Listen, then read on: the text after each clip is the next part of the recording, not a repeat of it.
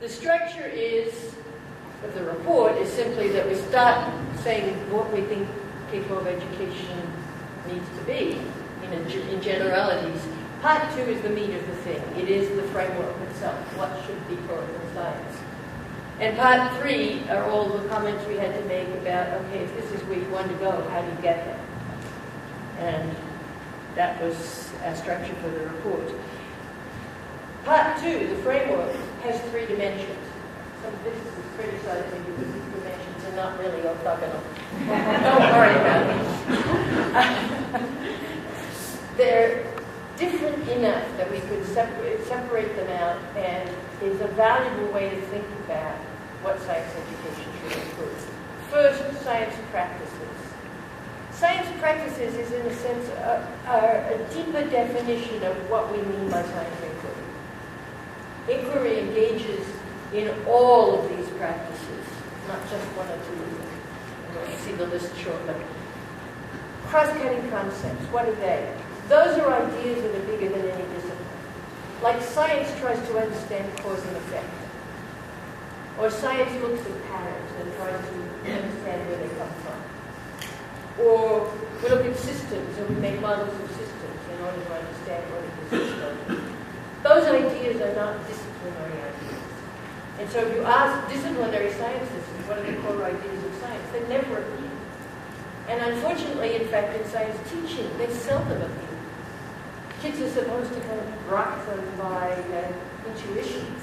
What they're learning about is cause and effect, or what they're doing is studying systems. So we try and make them explicit. And then thirdly, the thing that everybody thinks of as the content is the core ideas of the discipline. We say all 3 of these dimensions are content, and all 3 of them must be developed in integrated fashion. The way I like to say it is, if these are 3 dimensions, then every lesson must be 3-dimensional. And not just a line or a plane in this 3-dimensional space. And there's where the orthogonality problem comes up. But let's not worry too much about that. They're different enough. The interesting thing is it's hard to distinguish sometimes between a practice and a cross-cutting concept. Which is funny, right? If you think a practice and a concept were different, but look at modeling. Right? Modeling you put down as a practice, and we also put systems and systems models as a cross-cutting concept. So it's both. And that's where the lack of orthogonality comes up too. Okay, here are our list of practices.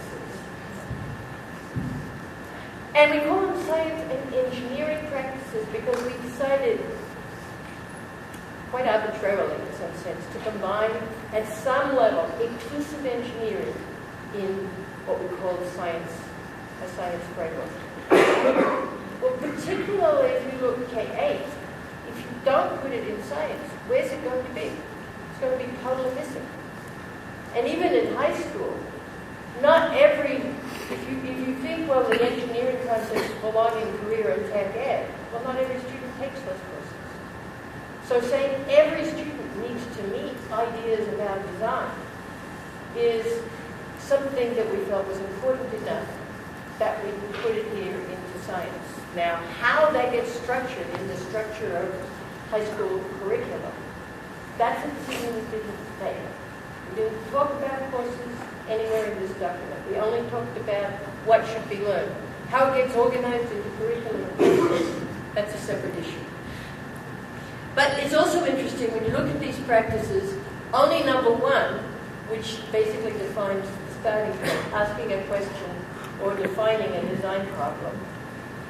And number 6, which gets around to the answers, developing explanations in science, answers to questions, and developing design solutions and engineering a design to solve a design problem. Only those are different. All the others occur equally in engineering and in science practice for slightly different purposes. So it's really important to put them both together here with sense a really strong message. And this is the one place where I see the integration of science and engineering working really well, is around these practices. I was telling you 5 minutes. That's fine, because you can read the document to get the details. I really want to stress the practices. I think that's one of the critical contributions of this document. Secondly, the cross-cutting concepts. Again, it's a list. If you want to know what these words, what's behind these words, you can download the document from the National Academy of Press, www.nap.edu, and read the details. But I think the idea that science is science because there are ideas that are bigger than disciplines is an important piece here. And that students need to know that as they grow through the school system, not just sort of figure it out later for themselves. So these, I think, are an important part of what needs to be taught along with the disciplinary content. Then, in order to decide what we put under the disciplines, we gave ourselves some criteria for what constituted a core idea.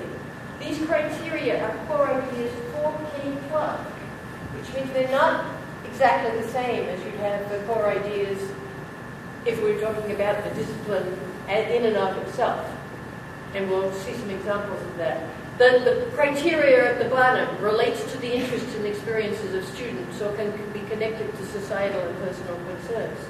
Science doesn't care about that necessarily.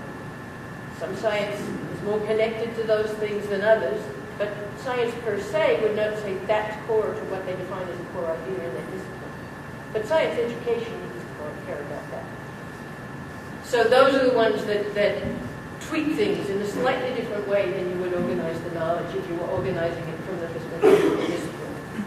And I'll give you the example of the physical sciences just to stress that. Number 4, ways and their applications in technologies for information transport, is not an idea that if you were looking at physics and trying to organize physics, you would have put separately. Normally in physics, we put light and sound under energy. But light and sound are more than carriers of energy. They're carriers of information. And for modern technology, that is a huge, and for the way we interact with them, even in this room right now, that's very important. And so bringing that in as a piece of what we understood about science.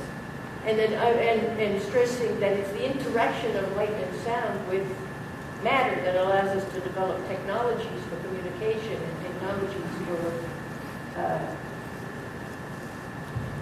long-distance sharing of information or for measuring at finer scales that we could have measured before.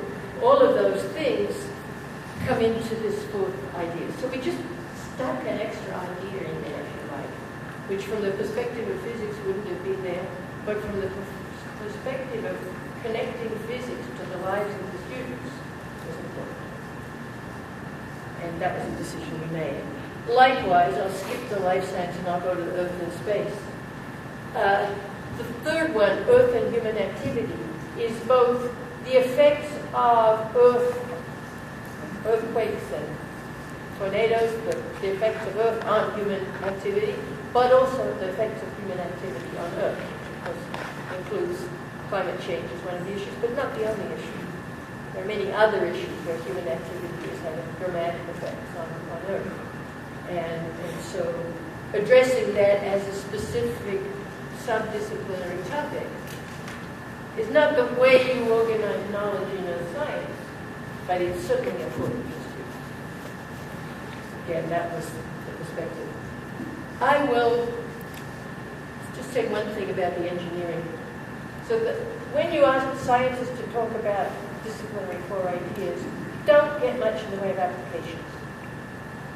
Though we stuck in a little bit in those sub-ideas, we also decided we needed a specific core idea about the connections between science and everyday living, links among engineering, technology, science, and society. And because we put engineering design in the practices, there's a certain amount of engineering knowledge you need in order to do engineering design effectively. And so we put that knowledge as a core idea that we need to be developed in this sequence of ideas too. Those are pieces of engineering. That's a piece of engineering. That's not all of engineering. So we couldn't call this adding engineering to the curriculum. But we felt it was important, and probably physics is the easiest place to put that additional piece. So I know perfectly well there's already too much in the curriculum. So this issue of what to leave out, we did leave out some things.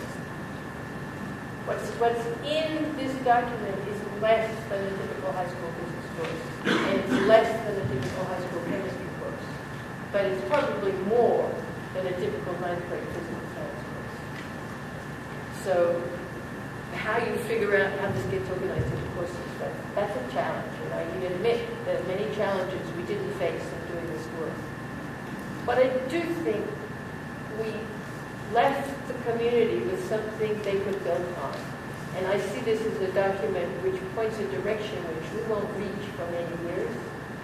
And the direction is mostly about those first two dimensions and how that changes how you think about what you're doing or teaching. And when you get down to the nitty-gritty of the discipline, we'll fight over that forever, as we always have. And we will continue to evolve that as the disciplines evolve. So that's not going to be cast in stone, I hope.